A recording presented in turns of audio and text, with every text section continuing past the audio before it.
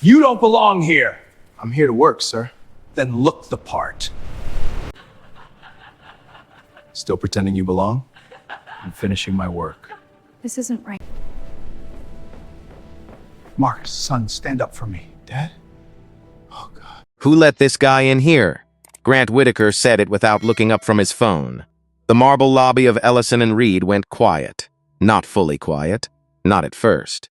There was still the soft hiss of the revolving door, the distant chime of an elevator, the clicking heels of people pretending not to hear. But 14 employees heard every word. Marcus Bennett stood near the front desk in a clean white shirt, a navy blazer, and shoes he had polished in his apartment kitchen before sunrise. He was 23 years old, fresh out of Howard, first day as a finance intern. He held a leather briefcase in one hand and a folded onboarding email in the other. Grant finally looked up. His eyes moved slowly. Marcus's face, his shirt, his shoes, the briefcase, then back to his face. Finance? Marcus kept his voice even. Yes, sir. Marcus Bennett, new finance intern. Grant gave a short laugh. It was not loud. That made it worse. You? A few people near the elevators stopped moving. Grant stepped closer, coffee cup in hand. He was 44, tall, sharp jaw, silver watch, expensive suit, the kind of man who had spent years learning how to make cruelty sound casual. Since when do kids from the bus stop read balance sheets? Marcus did not answer. His jaw tightened, that was all. Behind the desk, the receptionist lowered her eyes. A young associate holding a stack of files shifted his weight, then froze. A woman in a gray blazer opened her mouth, but no sound came out. Grant smiled. You really think you belong upstairs with analysts and partners? Marcus looked at him. I was assigned to the finance division. Assigned. Grant repeated the word like it tasted bad. Then he lifted his coffee. For 1 second, no one moved. The cup tilted. Dark coffee ran down the front of Marcus's white shirt. Slow, hot, deliberate. It spread across the fabric in a brown stain, soaking through to his chest. Someone gasped. No one stepped forward. Grant leaned in close, his voice low enough to feel private, but clear enough for the lobby to hear. Now you look the part. The silence hardened. Marcus felt the heat against his skin. He smelled burnt espresso and starch. He thought of his mother standing in his kitchen the night before, pressing that shirt with both hands, smoothing the collar like it mattered, because to her it did. First days mattered. Dignity mattered. How a man entered a room mattered. He could have shouted. He could have called someone. He could have ended Grant Whitaker's career before the coffee reached his belt, because the truth was sitting quietly in his phone. One name, Dad, and the man behind that name was Charles Bennett, founder and chief executive officer of Ellison and Reed. But nobody in that lobby knew that. Not Grant, not the receptionist. Not the 14 people watching a young black man stand there with coffee dripping from his shirt. Marcus breathed in once, slow. He did not wipe the stain. He did not lower his eyes. He walked to the front desk and placed his onboarding email on the counter. I am here for my welcome packet. The receptionist looked at the stain, then at Grant, then back at Marcus. Her hands trembled as she opened a drawer. I'm sorry, she whispered. Marcus heard it. He also heard what she did not say. I am not sorry enough to help you. She slid a thin folder across the counter. Your workspace is down the hall. Last door on the left. Marcus picked it up. Thank you. He walked past the glass wall where the intern suite waited. 5 desks, 5 new laptops, 5 company tote bags, 5 smiling interns already seated beneath warm lights. One of them, Emily Carter, looked up.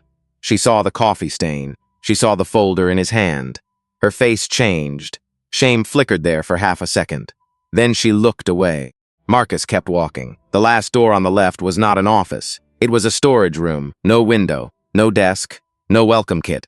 Just a folding table, a mop bucket, and a flickering light that buzzed like an insect trapped in the ceiling. Marcus stood in the doorway. For the first time that morning, his face almost changed. Almost.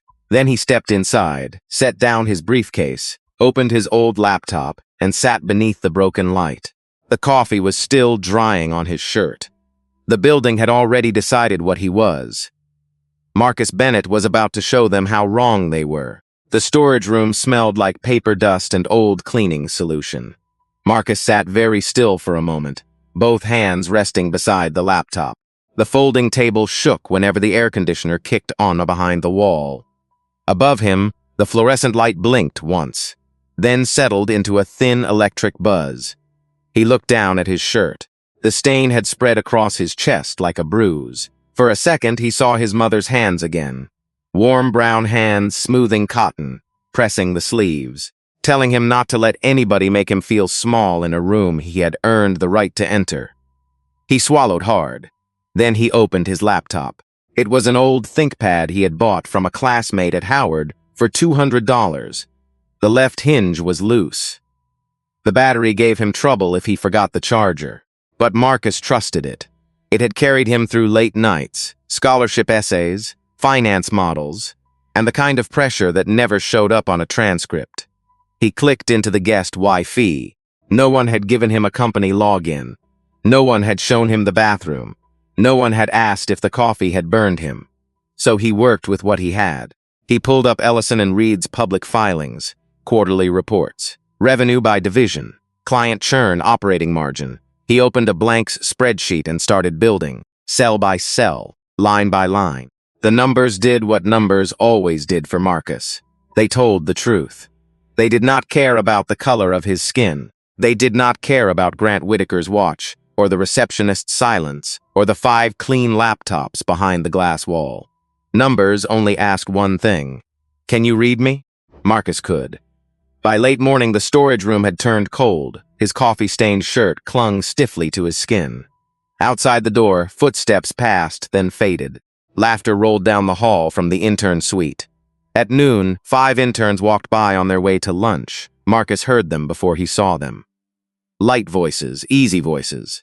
The sound of people who had been welcomed. Emily Carter slowed when she passed his door. She held a company tote bag in one hand and a boxed salad in the other. Her eyes found Marcus through the narrow opening. He was sitting at a folding table beside a mop bucket, typing with quiet focus. For one small moment, Emily looked ashamed. The blonde intern beside her whispered, "Come on, Em." Emily looked away again. Marcus saw it. He did not stop typing. A few minutes later, he opened the brown paper bag he had packed that morning. Turkey sandwich, apple slices, a small napkin folded around 2 cookies his mother had insisted he take. He ate slowly, one hand near the keyboard, eyes still moving across the filings.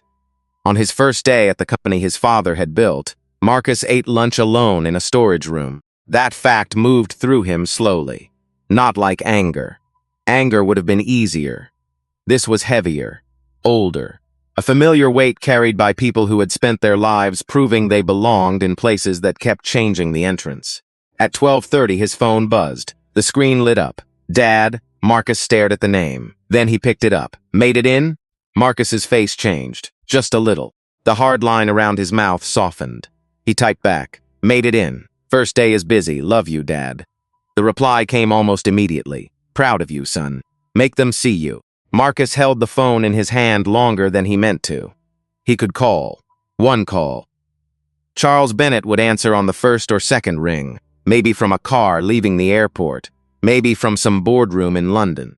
Marcus could say 3 words. "Dad, they know."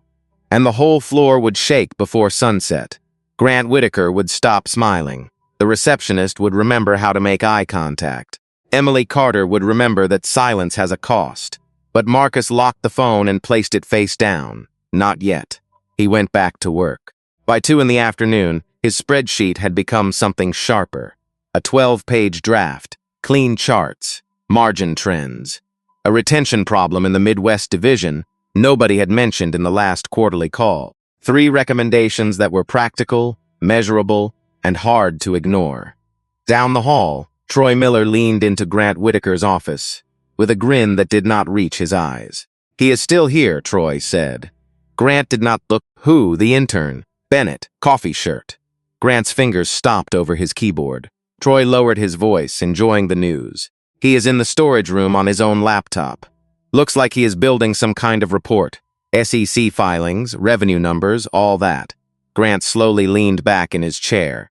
For the first time that day, the arrogance on his face cracked. Not much. Just enough. A kid like Marcus was supposed to quit, supposed to break, supposed to disappear before lunch, leaving behind nothing but a stained shirt and a lesson. But he had not disappeared. He was working. Grant turned toward the glass wall of his office. Beyond it, the floor moved around him. Assistants, analysts, interns. People who laughed when he laughed and went quiet when he went quiet. He picked up his phone. "Front desk," he said. "Conference room B weekly intern briefing. Set it up for 5. A pause. Then his voice dropped, and take Bennett off the list. At 2:30, Marcus heard the hallway change. Chairs scraped. Laptops clicked shut.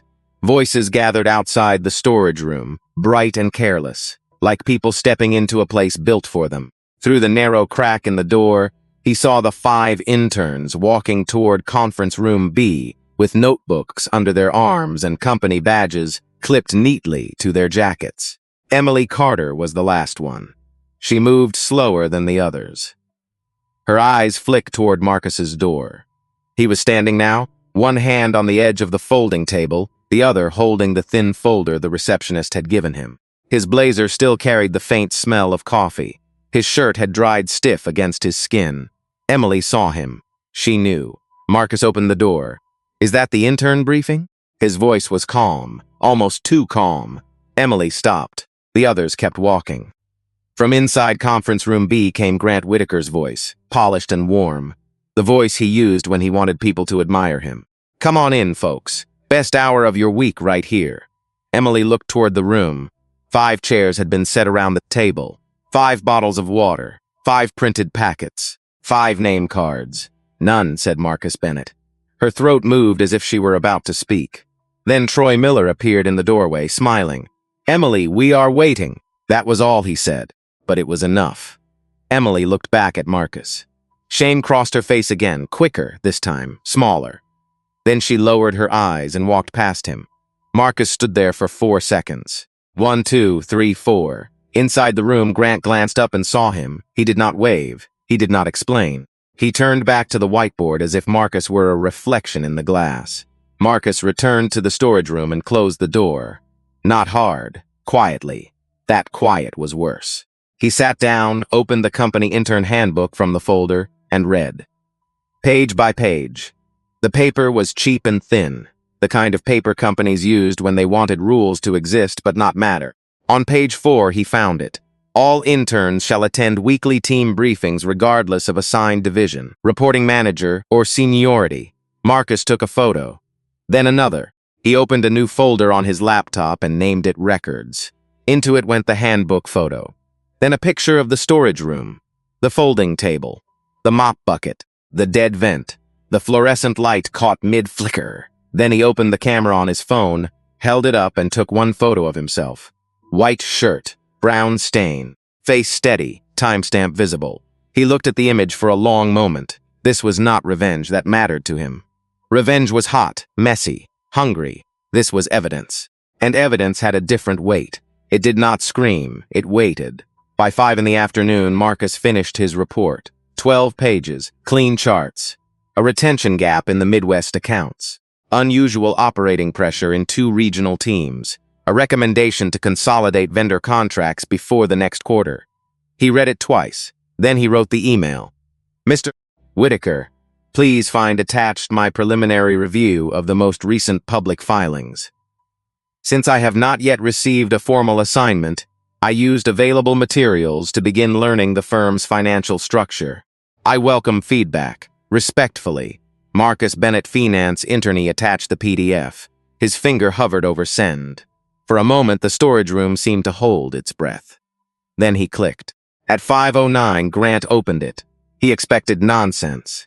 He expected a clumsy little document from a boy he had tried to break before breakfast. He read the first page, then the second. His smile disappeared. He leaned closer to the screen. The report was good, not passable, not lucky. Good, sharp, useful, dangerous. Grant felt something twist in his chest. Not guilt. Grant did not make room for guilt. This was irritation, the kind that comes when reality refuses to obey prejudice. He closed the PDF, then he clicked reply all. The email went to the finance team, the analysts, the associates, the senior managers. 46 people. Team. a friendly reminder that interns should not send unsolicited reports to senior leadership. Assignments will come through proper channels. Let us keep communication professional and avoid unnecessary inbox clutter. DC 46 people understood. No one replied. Marcus's laptop chimed. He read the message once, then again. His face did not move, but under the folding table, his left hand tightened around the edge until his knuckles turned pale. Outside, people packed their bags. Elevators chimed. Someone laughed about dinner reservations. Someone said they had a tea time tomorrow morning. Life went on around him, untouched. Marcus closed his laptop slowly. For the first time that day, the thought came clear. Call Dad. Just call. One phone call, and Grant Whitaker would never speak to him that way again. Marcus picked up his phone, opened the contact. Dad. His thumb hovered. The room buzzed. The light flickered. The stain on his shirt pulled tight when he breathed. Then Marcus locked the phone and set it down. Not yet, he whispered.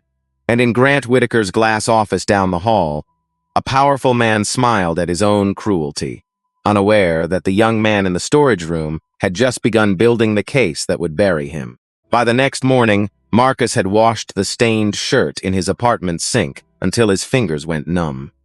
The coffee did not come out. It faded, but it stayed there, a pale brown shadow near the collar, like the fabric remembered what the room tried to forget. So he put on another white shirt. He ironed it before sunrise, same navy blazer, same polished shoes, same briefcase. At 8:27, he walked back into Ellison and Reed. The receptionist saw him first. Her hand stopped over the keyboard. For half a second, her face said something her mouth would not. Marcus nodded once. Good morning, she swallowed. Good morning.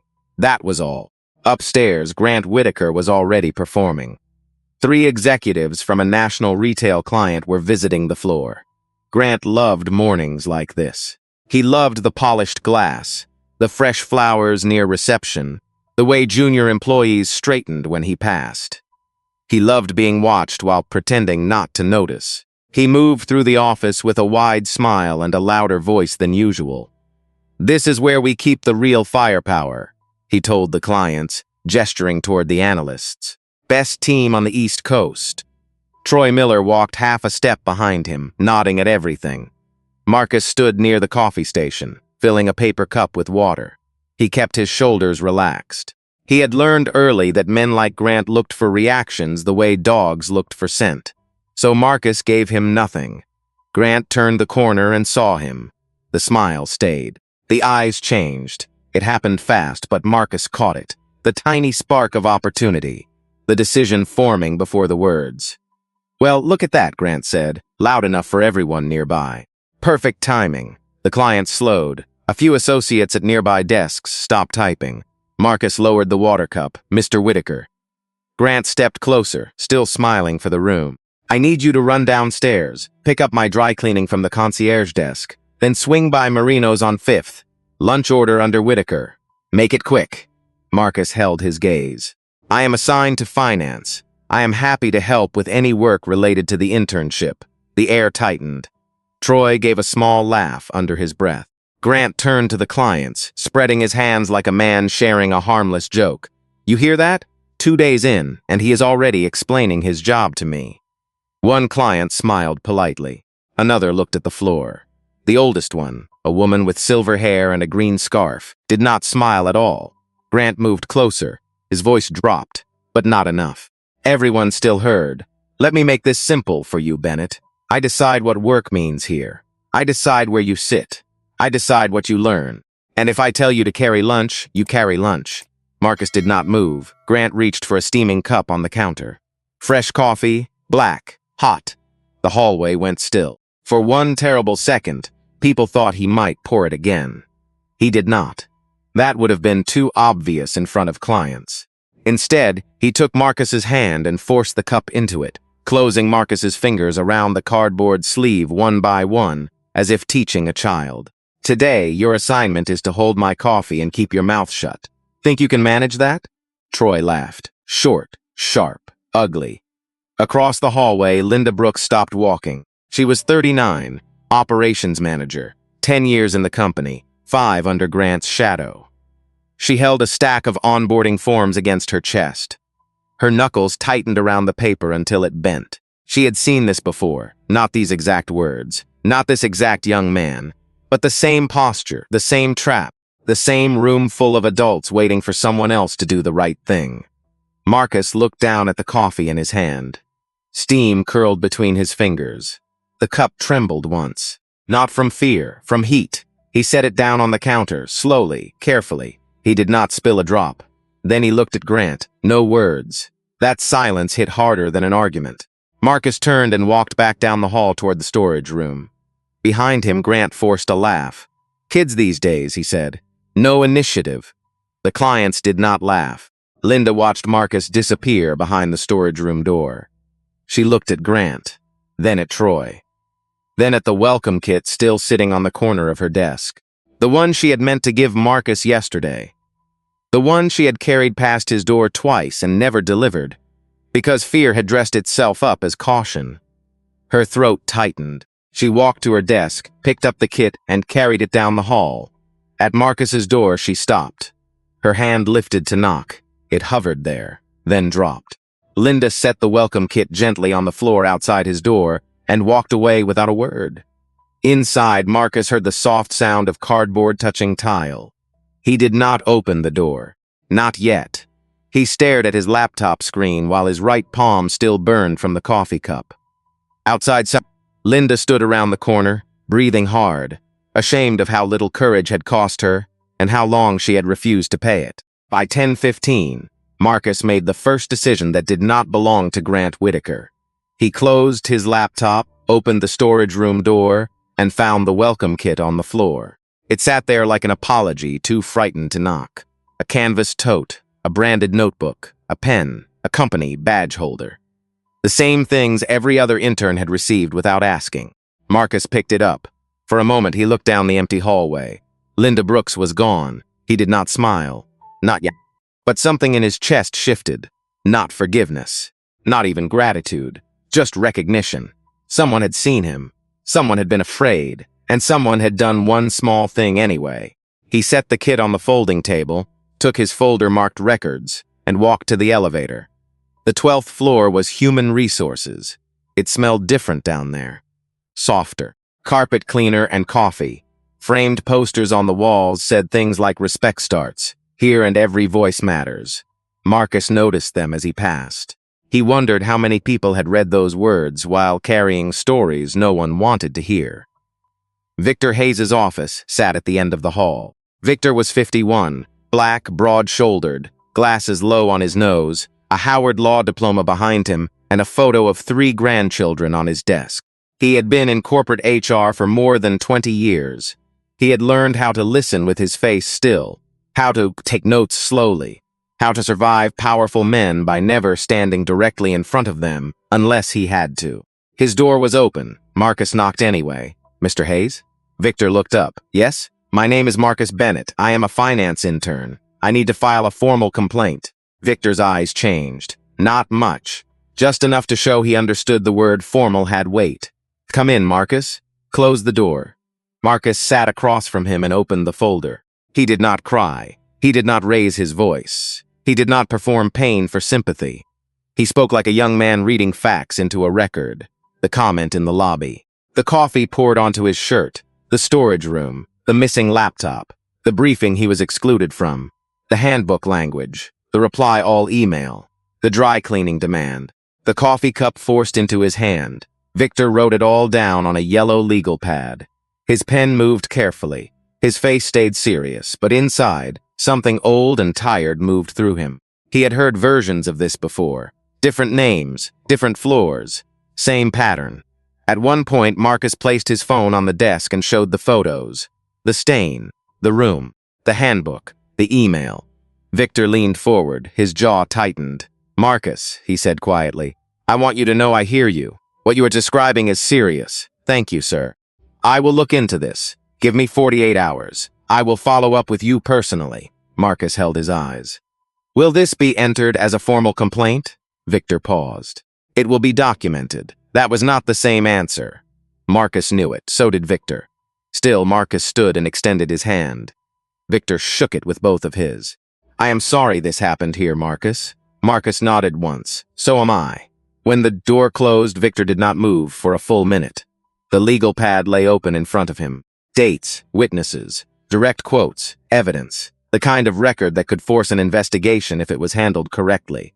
His phone sat beside it. So did his fear. Victor had a mortgage, a daughter in graduate school, a wife whose medical bills still arrived in white envelopes every month. He also had a job that depended, in ways no policy admitted, on men like Grant Whitaker not deciding he had become inconvenient. Victor picked up his cell phone. He did not call legal. He did not call the ethics hotline. He called Grant. Grant answered on the second ring. Victor, what can I do for you? Your new intern came to see me. Silence. Then Grant laughed softly. Of course he did. He filed a complaint. He has photos, emails, handbook language, witness details. Grant's voice cooled. Victor, listen to me. That kid has been here 2 days. I have been here 18 years. I sit on the leadership review board. I approve staffing budgets, including yours. Victor stared at the legal pad. Grant continued. You really want to treat this like something fictional? The office seemed smaller suddenly. The posters outside the glass wall looked almost foolish now. Respect starts here. Every voice matters. Victor closed his eyes. No, he said at last. I will manage it. Good man, Grant said. The line went dead. Victor picked up his pen. His hand was not steady now. At the top of the page, he drew a single line through formal complaint. In the margin, he wrote informal feedback. No action required. Then he closed the legal pad and put it in the bottom drawer. Upstairs, Marcus stepped out of the elevator and returned to the 14th floor. He did not know Victor had already failed him. Not yet. But down the hall, Grant Whitaker did. And by noon, Grant had stopped defending himself. He had started hunting. By noon, Grant Whitaker had put on his nicest face. That was the dangerous one. He walked into the intern lunch carrying 2 cardboard trays of coffee and a box of pastries from the bakery downstairs. The room brightened when he entered. That was how power worked in that office. People did not relax because he was kind. They relaxed because he had chosen for the moment not to hurt them. Look at this group, Grant said, setting the box on the table. Future of the firm? Troy Miller grinned first. Always. The other interns laughed softly, unsure if they were supposed to. Emily Carter sat near the window, hands folded around a bottle of water. She had not eaten much. Since the morning, she kept seeing Marcus's face in the hallway. The question he had asked her, simple, polite. Is that the intern briefing? And she had walked past him like he was a problem she could survive by ignoring. Grant moved around the room, asking names he already knew. Michigan, right, Emily? Yes, sir. Great school, great network. He turned to another intern, Northwestern. Excellent. Then another. Duke. Strong choice. He made each of them feel selected. Important. Safe. Then, while they were smiling, he slipped in the poison. Listen, he said, lowering his voice like a mentor sharing something regrettable. I do not like talking about people who are not in the room. Troy leaned back, already enjoying it. But that Bennett kid, Grant continued, is something off. The room changed. A few eyes lifted. Emily's fingers tightened around the bottle. Grant sighed, gentle and disappointed. He has been here less than 2 days, and already he is sending unsolicited reports, pushing past the chain of command, running to HR because he does not like feedback. That kind of thing creates noise, and noise hurts the team. Troy shook his head. I heard he filed a complaint this morning. Grant gave him a look as if Troy had said too much, but the damage was exactly what he wanted. Look, Grant said, I am not telling anyone what to do. I am just saying be careful. Some people come in wanting to learn. Some people come in wanting a fight. No one answered. That was how rumors became truth. Not because people believed them all at once, but because nobody wanted to be the first to question them. By 1 o'clock, Marcus felt the shift. In the break room, conversation died when he walked in. A young intern turned his coffee cup slowly and studied the label like it held scripture. Emily stood at the counter, waiting for the microwave. Marcus nodded to her. Afternoon. She looked at him for a fraction of a second. Then she stepped away without speaking. The microwave beeped. She left her food inside. Marcus stood alone with the sound. Beep, beep, beep. He pressed cancel. Then Grant made it official. At 2, Marcus returned from the restroom and found 2 facilities workers in the storage room. One had already unplugged the folding table fan. The other was carrying the small chair toward the hallway. "Excuse me," Marcus said. "What is happening?" The older worker looked uncomfortable. "Orders from upstairs. We are moving your setup." "Where?" He glanced down the hall, back corner near the service elevator. Marcus looked at him. The man lowered his voice. "I just do what they tell me, son." Marcus did not blame him. That was another lesson the building kept teaching. Most harm arrived, carried by people who told themselves they were only following instructions. 10 minutes later, Marcus sat behind a wall of old filing cabinets near the freight elevator. No window, no foot traffic, no place anyone would pass unless they were moving boxes or trash. The elevator hummed behind him, low and tired. The air smelled like cardboard, dust, and machine oil. His laptop looked smaller there. So did he. That was the point. At 12:30, though lunch had already passed, Marcus took out his brown paper bag. He had saved half his sandwich. His appetite was gone, but he ate anyway. His mother had taught him that dignity did not mean starving quietly for people who wanted to see you weak. Across the floor, laughter rose from the intern suite. It traveled through the hallways and softened by the time it reached him, but it still reached him. He opened his phone. "Dad." His thumb hovered over the name. He imagined the call. "Hey son, Dad, what is it?" And then everything. The coffee, the storage room, the email, the silence. Grant. HR, all of it. He imagined his father's voice changing. Not loud. Charles Bennett did not need loud. His anger was quiet, and quiet anger from a man like that moved buildings. One call. 30 seconds. By dinner, Grant Whitaker would be escorted out. Marcus stared at the screen. Then he saw another memory. His father kneeling beside him when Marcus was 13. After a school debate coach told him he was too emotional for leadership. Charles had tied Marcus's tie again slowly and said, "Do not let small people teach you smallness. But do not borrow my shadow every time the room gets cold. Learn your own height." Marcus locked the phone. Not yet. On the far end of the floor, while everyone ignored the service corridor, something else was happening. The corner office had been dark for 5 weeks. Now the executive assistant was inside, opening blinds. Fresh flowers were placed on the credenza. A crystal glass was set beside a bottle of water. A leather chair was turned toward the desk. And beside the lamp, angled carefully, sat a framed photograph.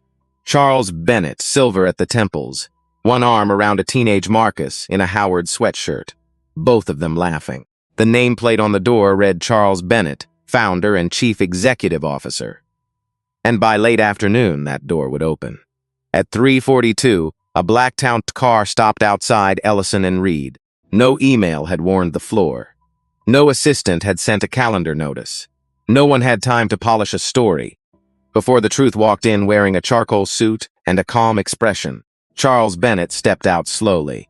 He was 59, tall, silver at the temples, with the kind of posture that made people straighten before they knew why.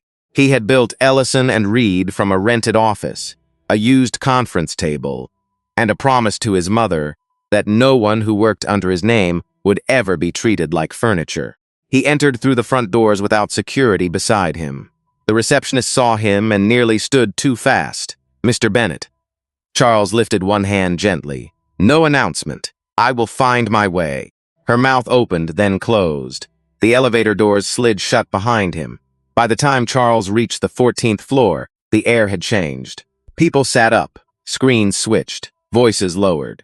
Grant Whitaker came out of his office first, smile already in place, moving with the confidence of a man who believed he could turn any room into his stage. "Charles," Grant said, extending both hands. "Welcome back. We were not expecting you today." Charles shook his hand. That was the idea. Grant laughed a little too quickly. "Of course. The floor is in great shape. Client pipeline is strong. Intern class is excellent this year. Best group we have had in a long time." Charles looked around the open office. "Good. I would like to meet them." "Absolutely," Grant said. "Right this way."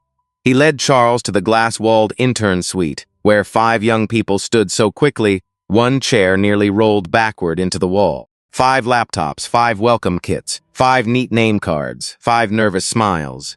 Charles greeted each intern by name after they said it once. That was one of his gifts. He listened like the answer mattered.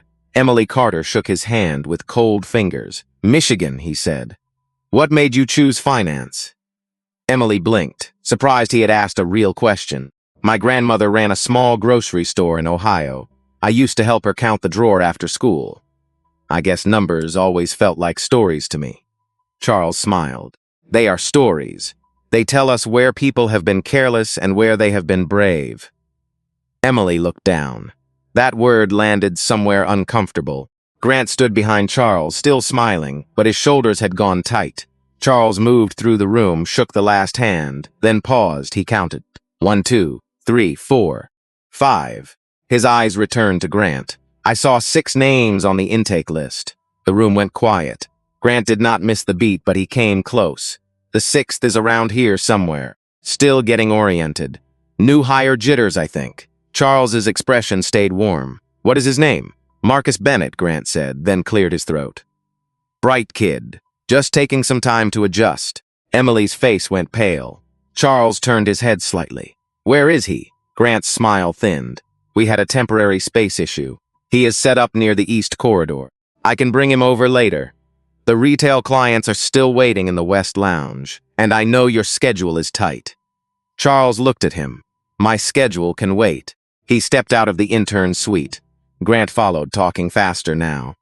Charles, it is nothing. We are in the middle of onboarding. Some of these kids need structure. You know how it is. Charles kept walking. Past the bright conference rooms. Past the break room. Past the rows of desks where people pretended not to watch. Then the floor changed. The carpet ended near the service corridor. The light grew colder. The air smelled faintly of dust and oil. Filing cabinets lined the wall like a barricade. Grant stopped talking. Around the corner, behind the cabinets beside the freight elevator, Marcus Bennett sat alone at a folding table. His old laptop was open. A brown paper bag sat beside it. No company monitor. No real chair. No daylight. No one within 30 feet. The elevator hummed behind him like a machine breathing in its sleep. Marcus looked up. For 1 second, neither father nor son moved. Charles saw everything, the old laptop, the paper bag, the cheap folding table, the careful posture of a young man trying not to look wounded in a room built to wound him. Then Charles crossed the hallway. His steps were slow, measured, final. Grant's face drained of color. Troy Miller had drifted in behind the group, curious as always, but now his smirk was gone. Linda Brooks stood near the corner, one hand over her mouth. Charles stopped in front of Marcus. He did not look at Grant. He did not ask for an explanation. He opened his arms and said, loud enough for the whole corridor to hear, Marcus, son, stand up and let me look at you. The words hit the floor like thunder. Marcus stood. For the first time since he had entered that building, his face broke. Not into weakness, into relief. Charles pulled him into his arms, one hand firm against the back of his son's blazer, the other at his shoulder. Marcus held on for one breath longer than he meant to. The corridor was silent. Every person understood at once. The intern they had ignored was not invisible. He had never been invisible. They had simply refused to see him. Charles kept both hands on Marcus's shoulders, studying his face like he was reading a report no one else had been honest enough to send. Are you hurt? Marcus shook his head. I am okay. Charles looked at him a second longer. A father knew the difference between okay and not bleeding. Then he turned. The hallway tightened around him. Grant stood near the filing cabinets with his mouth half open. Troy had taken one step back. Linda Brooks was still frozen near the corner, tears shining in her eyes, though she had not earned them yet. Around them, employees gathered at the edges of the corridor, pretending they had just happened to be there. Charles looked at the folding table, the old laptop, the brown paper lunch bag, the freight elevator, then back at Grant. Why is my son sitting here? Grant swallowed. Charles, I had no idea. Charles lifted one hand. Do not start there. Grant stopped. The words cut clean. No anger, no shouting. Just authority with the door closed behind it. Charles looked around again. Why is any intern sitting here? That question moved through the hallway differently. It did not let anyone hide behind Marcus's last name. It reached every desk, every manager, every person who had decided dignity could wait until it was safe. Grant adjusted his jacket. There was a temporary space issue. We were working on a proper setup. It was never meant to a space issue, Charles said. Yes, exactly. And Marcus has been a little difficult adjusting to the structure. Linda stepped forward. Her heel clicked once on the tile. Everyone looked at her. Grant's face sharpened. Linda. She flinched at her own name. 5 years of habit almost pulled her backward. 5 years of watching Grant ruin people quietly. 5 years of convincing herself that surviving was not the same thing as choosing. But then she saw Marcus's hand resting on the edge of that cheap folding table. She saw the welcome kit she had left outside his door. Too little, too late, still something. Mr. Bennett, she said. Her voice was thin. Charles turned to her. Yes, Miss Brooks. Her eyes flicked to Grant. He stared at her with a warning so clear it did not need words. Linda inhaled. There are things you need to know. The corridor went silent. Troy looked down. Grant took a step toward her. Linda, this is not the time. Charles did not look away from Linda. It is exactly the time. Linda's hand shook as she gripped the folder against her chest. Marcus was put in a storage room yesterday. No computer. No badge holder. No formal onboarding. He was excluded from the intern briefing this afternoon, even though the handbook says all interns attend. And this morning, in front of clients, Mr. Whitaker told him to carry coffee and keep his mouth shut. Grant laughed once too loud. That is a dramatic version of a coaching moment. Linda turned toward him. No, it was not. The words surprised even her. Her voice grew steadier, and it was not the first time. Not with Marcus, not with others. People have been afraid to say anything because everyone knows what happens when they do. Charles watched her closely. Names. Linda's lips parted. Grant's face went white at the edges. Conference room A, Charles said. No one moved. He raised his voice only enough for it to carry now. The walk back through the office felt longer than it was. Employees stepped aside. Chairs rolled back. A phone rang once and no one answered it. Charles walked first, Marcus beside him. Grant followed behind, no longer leading, no longer performing. Conference room A had glass walls on 3 sides. That mattered. Charles chose the head of the table and sat. Marcus sat to his left. Grant sat to his right. Jaw locked, hands folded too tightly. Linda sat across from them. Troy hovered near the door until Charles looked at him. Sit down, Mr. Miller. Troy sat. Victor Hayes arrived last, breathing hard yellow legal pad under his arm. He saw Marcus. Then he saw Charles. Then he saw the room. A small, terrible understanding passed over his face. Charles folded his hands. I want facts, not impressions, not excuses. Facts. He turned to Marcus. Start from yesterday morning.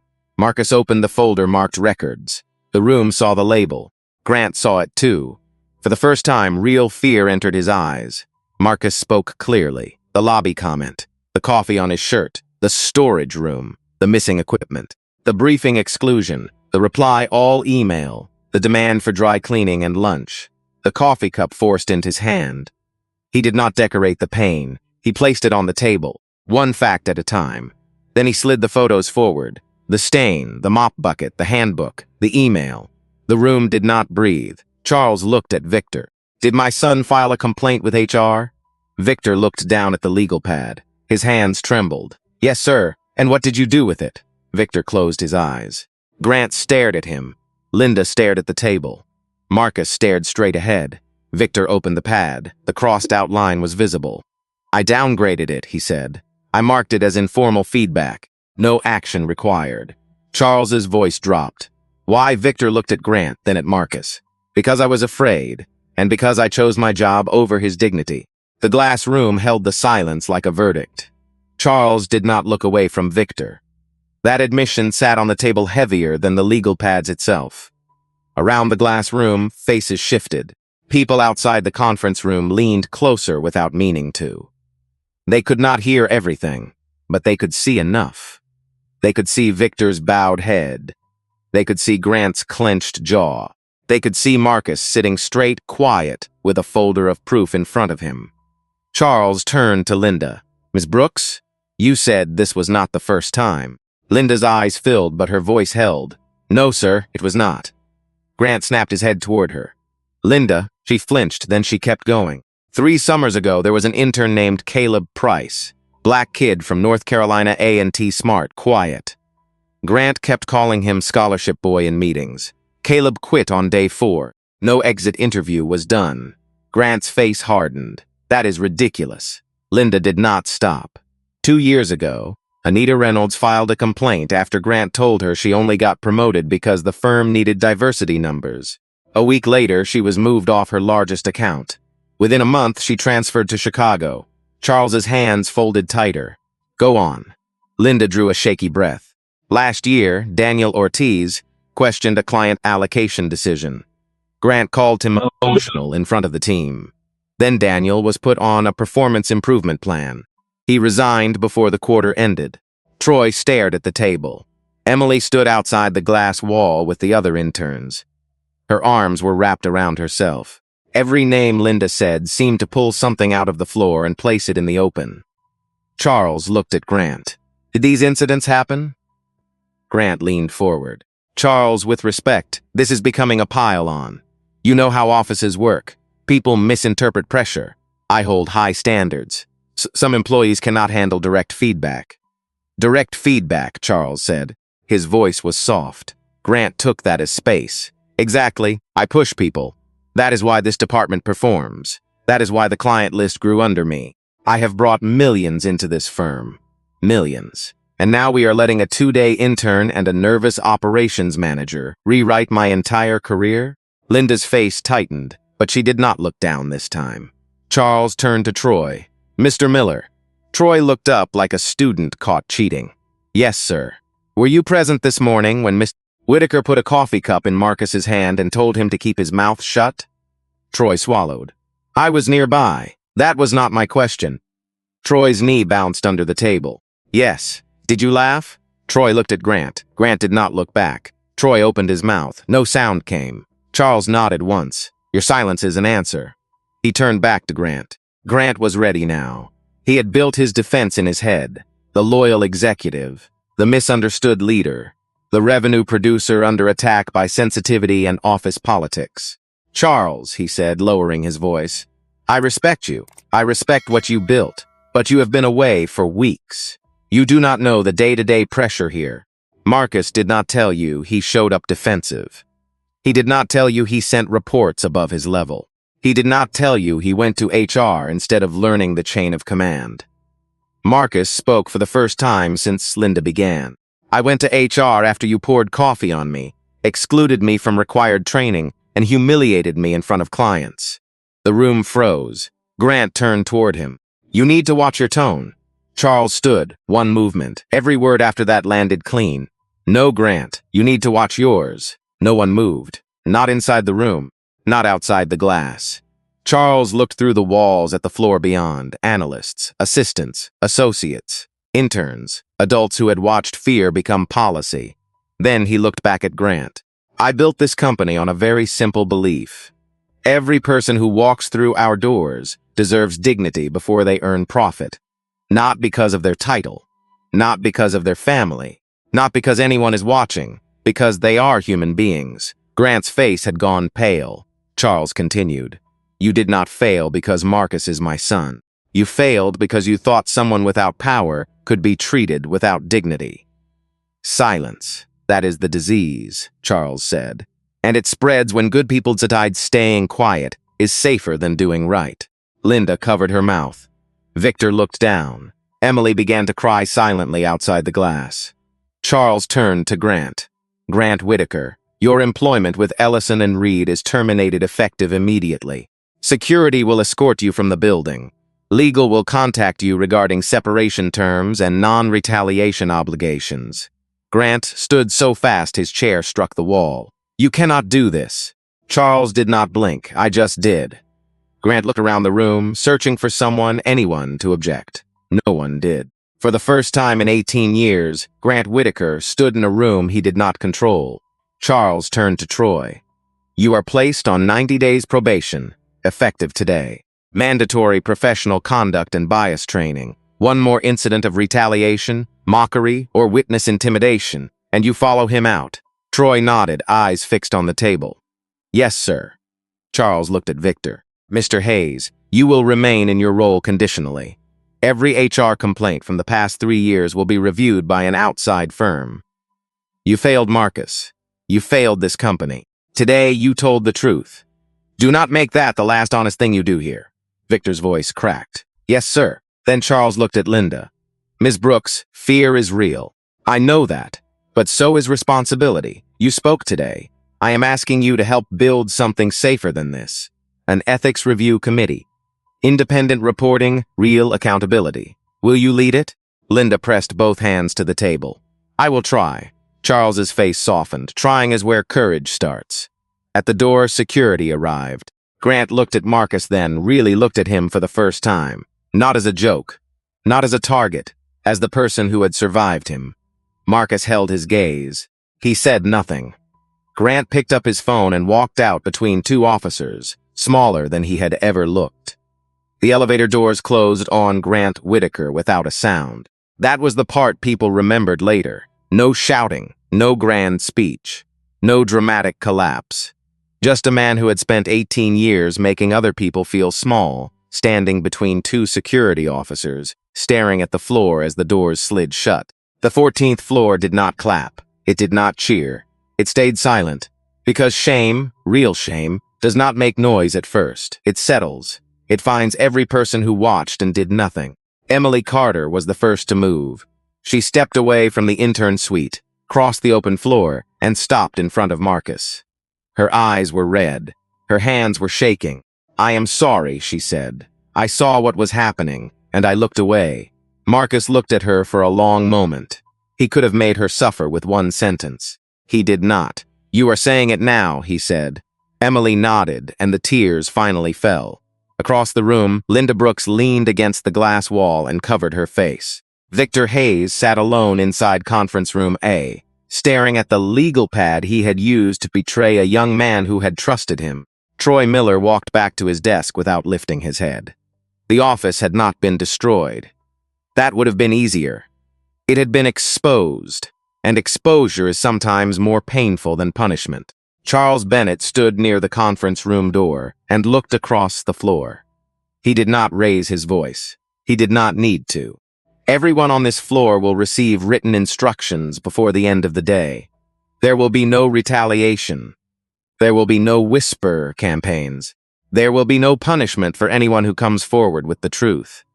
If you saw something, if something happened to you, if you were told to stay quiet, you will have a safe way to speak. He paused. And if you are wondering whether this is about my son, listen carefully. It is not. Marcus should have been protected even if his last name meant nothing in this building. That sentence hit harder than the firing. Because it made the room smaller. It made every excuse sound cheap. Later, when the floor had emptied and the light outside had softened into late afternoon gold, Charles and Marcus sat alone in conference room A. The glass walls were still there, but no one watched now. The chairs were pushed back. The photos were still on the table. The stained shirt, the storage room, the handbook. Charles looked at his son. Why did you not call me? Marcus stared at his hands. Because I needed to know. Know what? Marcus breathed in slowly. That I could stand in a place like this without your name holding me up. That if nobody knew who my father was, I would still know who I was. Charles's jaw tightened. Son. Marcus looked up. I knew one call would stop it. I knew that. But I also knew if I made that call too soon, I would spend the rest of my life wondering if I survived because I was strong, or because I was protected. Charles leaned back. His eyes shone, but his voice stayed steady. Being protected does not make you weak. I know. And standing alone does not mean you have to stay alone. Marcus looked away then. That one reached him. Charles reached across the table and took his son's hand. Not like a CEO, not like a founder. Like a father who had just seen the cost of a lesson he never wanted his child to learn this way. You were enough before you walked in here, Charles said. You were enough in that storage room. You were enough before anyone knew your name. Marcus nodded once. The weeks that followed did not fix everything. Real change never moves that fast. But it began. Every intern received the same equipment, the same training, the same workspace, verified by 2 supervisors on the first morning. The HR process was moved under outside review. Old complaints were reopened. Former employees were contacted. Some accepted apologies. Some did not. Both responses were respected. Linda led the ethics committee with a nervous voice at first, then a stronger one. Victor kept his job, but not his comfort. He sat through every audit and signed every correction with his own name. Emily volunteered for the first intern inclusion review, not to look good, but because guilt had finally turned into responsibility. And Marcus finished the internship, not as the CEO's son, as Marcus Bennett. His final review was handled by an independent panel that judged only his work. The report he had built in a storage room became part of a real cost reduction project. When the full-time offer came, he accepted.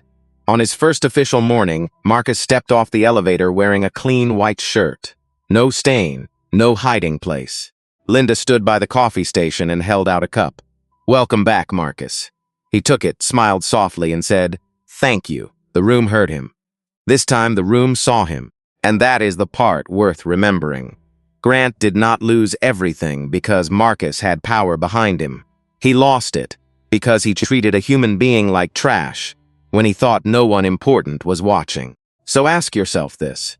When the coffee spills in your hallway, when someone is laughed at, pushed aside, or made invisible, what will you do? Will you look away?